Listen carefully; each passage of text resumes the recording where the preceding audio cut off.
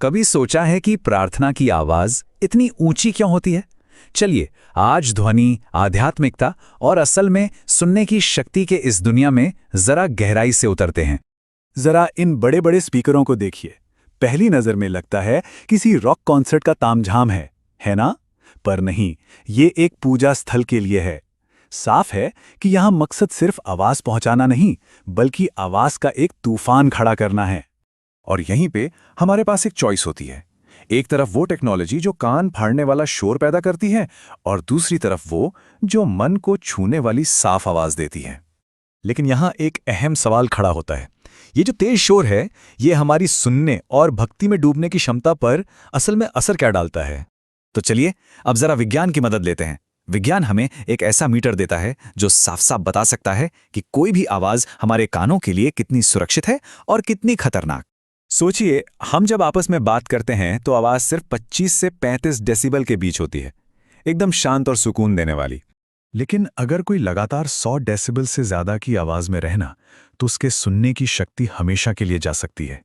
ये समझिए किसी फैक्ट्री के शोर या बिल्कुल पास से गुजरती ट्रेन जितनी तेज आवाज है। और ये चार्ट तो सच में चौंकाने वाला है। ये साफ साफ दिखाता है कि कुछ धार्मिक आयोजनों में शोर का लेवल एक रॉक कॉन्सर्ट के बराबर पहुंच जाता है, जो हमारे कानों के लिए बेहद बेहद खतरनाक है। तो क्या इसका मतलब ये हुआ कि हमारी प्रार्थनाएं इस शोर में कहीं खो रही हैं?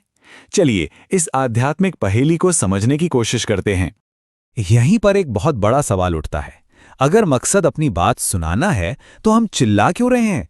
सदियों पहले महान कवि कबीर ने हमें सिखाया था कि ईश्वर बहरा नहीं है, उसे बाहर नहीं, अपने दिल के अंदर खोजने की जरूरत है। सिख गुरुओं की वाणी भी तो यही कहती है, जब मालिक हमेशा हमारे साथ है, हमारे पास है, तो उसे जोर जोर से पुकारने की आखिर जरूरत क्या है?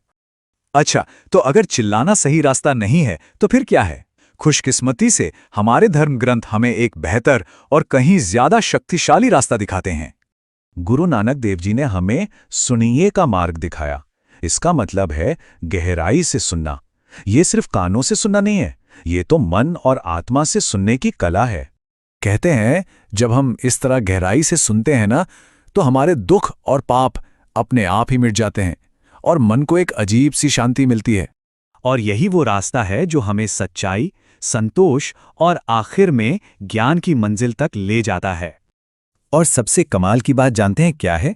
सुनने का ये अभ्यास हमें बिना किसी खास कोशिश के ध्यान की गहरी अवस्था में ले जाता है।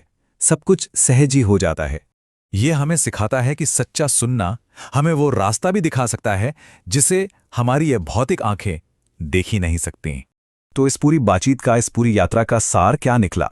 इस शोर से शांति तक पहुंचने के लिए हमें आखिर करना क्या होगा? देखिए, गुरु जी की शिक्षाएं बिल्कुल साफ हैं। सिर्फ धुन में मत खो जाओ, बल्कि शब्द के पीछे जो गुण छिपे हैं उन्हें समझो, उन्हें अपनाओ। हमेशा याद रखिए, भक्ति में आवाज की तेजी नहीं, बल्कि शब्दों की स्पष्टता मायने रखती है। तभी तो वो संदेश सीधे दिल तक पहुंचेगा।